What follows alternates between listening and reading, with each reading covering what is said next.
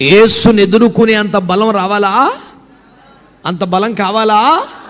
దానికి దొడ్డిదారులు అడ్డదారులు ఏమి ఉండవు. రోజు రోజుకి ఐగుప్తుకు దూరం అవ్వాలి, అనగా ఆశలకు దూరం అవ్వాలి, సియోనుకు దగ్గరవుతూ ఉండాలి. దేవునికి మహిమ కలుగును గాక. ఈరోజు ఒక రోషంతో, కసిగా, తీర్మానంగా దేవుని దగ్గర పట్టుదల కలిగి అడగండి, ప్రభువా నేను మళ్ళీ ఐగుప్తు వైపు తిరగకూడదు ప్రభువా. స్టెఫెన్ అనే ప్రసంగికుడు మాట్లాడుతూ అపోస్తలుల కార్యం 8వ అధ్యాయంలో ఆ అరణ్య మందులో ఉన్నటువంటి సంఘమట మనస్సున ఐగుప్తునకు పోగోరి వాగ్దాన దేశం వైపు నడిచారట. మనస్సంతా ఎక్కడ ఉందంట వాళ్ళకి? తప్పట్లేదు. మమ్మీ, డాడీ, అన్నయ్య, అక్క అందరు చర్చికి వెళ్తున్నారు, నేను ఇంటి దగ్గర ఉంటాను, టీవీ చూస్తానంటే కుదరదు, సచ్చినట్టు వస్తున్నాడు తప్ప అది మనసంతా. ఫ్రెండ్స్ అందరూ ఎక్స్కర్షన్కి వెళ్ళారు.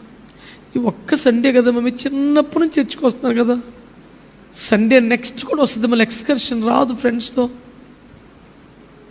ఈ రెండింగ్కి వచ్చేసాం, నెక్స్ట్ నుంచి ఎక్కడెక్కడికో ఎవరెవరో వేరే వేరే కాలేజ్కి వెళ్ళిపోతాం.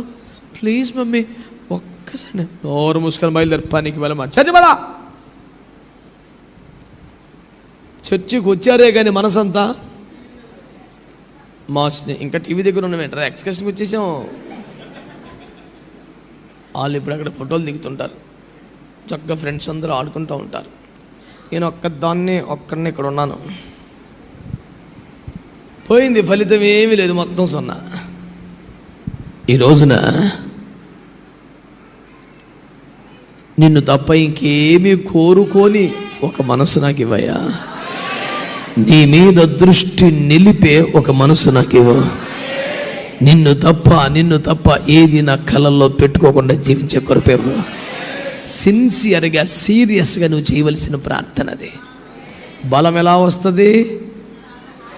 చెప్పాలి. ఐగుప్తుకు దూరం అవుతూ ఉంటే, సియోనుకు దగ్గర అవుతూ ఉంటే బలం పెరుగుద్ది. ఆశలకు దూరం అవుతూ ఉంటే, ప్రతిష్ట, సమర్పణ, మహిమకు దగ్గర అవుతూ ఉంటే బలం పెరుగుతుంటుంది. ప్రభు నమ్ముకుని ఇంతకాలం అయింది కదా, బాప్తిసం ముందు ఇంతకాలం అయింది కదా, పరిశుద్ధాత్మను పొంది ఇంతకాలం అయింది కదా, సేవకు సమర్పించుకొని ఇంతకాలం అయింది కదా, మరి రోజు రోజుకి మహిమకు దగ్గర అవుతున్నావా? పరిశుద్ధతకు దగ్గర అవుతున్నావా? పరిశుద్ధతను సంపూర్తి చేసుకుంటున్నావా? అందుకు గాను ఆశలు, కోరికలు, బలహీనతలకు దూరం అవుతున్నావా? అవి ఎంత దూరం అయితే నువ్వు ఆత్మలో అంత బలపడగలవు. దేవునికి స్తోత్రం కలుగునేగాక. సంతోషంగా దేవుని స్తుతించండి. హల్లెలూయా. వారు నోటికి బలాభివృద్ధి